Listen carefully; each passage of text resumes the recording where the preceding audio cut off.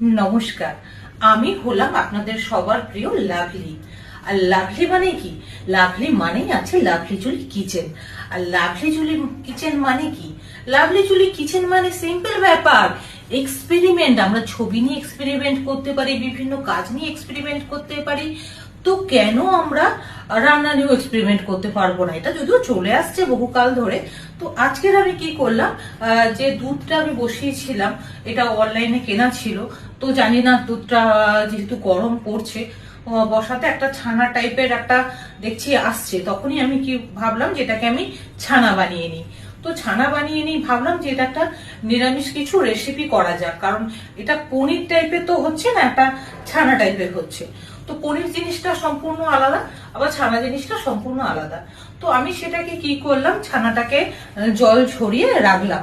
আর কি করলাম, একটা মানে সবজি এটাকে দিয়ে বানাবো, ভাবলাম যে আচ্ছা একটু এটা দিয়ে একটা ভেজ আইটেম কি করে বানানো যায়। কারণ দেখুন, পুজো পার্বণে আমাদের কেউ শনিবারও মানেন, নিরামিষটা খেতেই লাগে। তো তার জন্য আমি ভাবলাম যে বাড়িতে যেহেতু পটল রয়েছে, তো পটল দিয়ে ছানা দিয়ে বানিয়ে দেখি কেমন লাগে। ব্যাস, এক্সপেরিমেন্ট সফলতা পেয়ে গেল। তো আজকের আমি আপনাদেরকে এই রেসিপিটা দেখাবো, কি করে আমি পটল দিয়ে ছানা দিয়ে একটা ভেজ আইটেম বানিয়েছি। তাহলে দেরি না করে আর আমার এই বকবকানি না শুনে চলে যাই লাভলি জুলি কিচেনের ছানা দিয়ে পটলের রেসিপিটা দেখতে।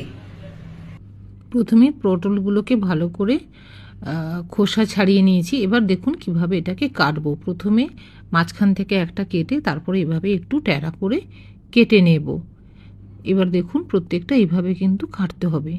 এবার এটাকে মোটামুটি হালকা লাল করে একটু ভাজবো, খুব বেশি কড়া করে ভাজবো না, মোটামুটি একটু লাল করে ভাজবো, যাতে পটলের জলটা কিছুটা শুকিয়ে যায়। তো এটাকে একটু ভালো করে নাড়াচাড়া করে নিচ্ছি। এবার ওই তেলে একটু তেল দিয়ে একটু জিরে ফোড়ন দিয়েছি, তার মধ্যে দিয়েছি একটু আদার পেস্ট। পরিমাণটা দেখুন, সবসময় সবজি যতটা নেবেন সেই মতোই আপনারা মশলার পরিমাণটা নেবেন। এবার ওর মধ্যে একটু হলুদ দিলাম, কারণ যেহেতু আদাটা তেলে ছিটায় তার জন্য দিয়ে দিলাম। এবার দিলাম একটু জিরে আর ধনে পাউডার। এবার এটা একটা মশলা ছিল, মিক্সড মশলা, সমস্ত মশলা দিয়ে এটা আমার বানানো, তো এটা দিয়ে দিলাম। এবার ওই জল ঝরানো ছানাটাকে দিয়ে দিলাম। তো এটাকে দিয়ে কি করব, 1-2 মিনিট একটু কষিয়ে নেব, মশলাটা যাতে এর মধ্যে যায়।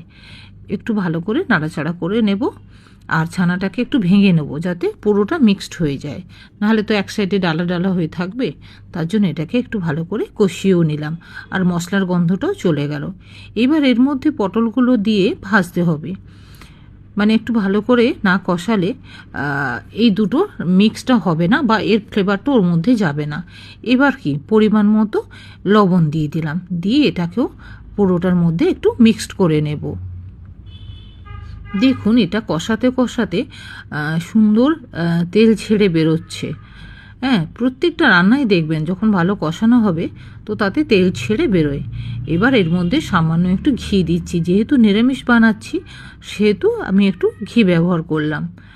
এবার এটাকে ভালো করে কষিয়ে নিয়ে এর মধ্যে দিয়ে দেব একটু গরম মশলা। দেখুন ঘি যখন দিচ্ছি, একটু গরম মশলা না দিলে কম্বিনেশনটা আবার ঠিক হয় না। দিয়ে আবার একটু কষিয়ে নিলাম, এরকম করে ভালো করে পুরোটাতে মিক্সড করে দিতে হবে। পটলটা অলমোস্ট সেদ্ধ হয়ে গেছে, আর নিরামিষ রান্না মানে কি একটু মিষ্টি তো দিতেই লাগে। আর পরিমাণ মতো জল দিলাম, খুব বেশি জল দেব না, এটা একটা বেশ মাখা মাখা ব্যাপার হবে। মাখা মাখা ব্যাপার মানে আজকালকার মানুষের মধ্যে মাখামাখি ব্যাপারটা যেমন উঠেই গেছে আর কি। তো এটা তা হবে না, কিন্তু এটা গা ছাড়া ব্যাপার নয়, এটা কিন্তু একটা মাখামাখি ব্যাপার আছে। তো মোটামুটি এবার দেখুন জলটা শুকিয়ে গেছে, হয়ে এসছে। এবার আমি গ্যাসটা অফ করে দিলাম, দিয়ে সামান্য একটু ঢাকা দিয়ে দেব, কারণ তাতে কি বলুন তো ফ্লেভারটা ভালো থাকে, যেহেতু ঘি গরম মশলা আছে তাই। ব্যাস রেডি। আজ আমি বেশি কিছু বানাইনি, পটলটা বানিয়েছি, খুবই সুস্বাদু হয়েছে জানি। সাথে একটু উচ্ছে ভেজেছি, একটু ডিম সেদ্ধ করেছি, আর একটু টক দই নিয়েছি। হ্যাঁ, এই আইটেমটা আপনি রুটি, পরোটা, যে কোনো রাইস সব কিছুর সাথেই খেতে পারেন। তো আজকের আমি ফার্স্ট ট্রাই করলাম। হ্যাঁ, তো এবার আমি এটাকে খেয়ে দেখব, আর কেমন হয়েছে আপনাদেরকেও জানাবো। হ্যাঁ, এবার একটুখানি নিয়ে খেয়ে দেখি। বাহ, দারুণ দারুণ, জাস্ট অসাধারণ। আমি রিকোয়েস্ট করছি একদিন প্লিজ বানান, বানিয়ে খান, আর কেমন হয়েছে অবশ্যই আমাকে জানাবেন।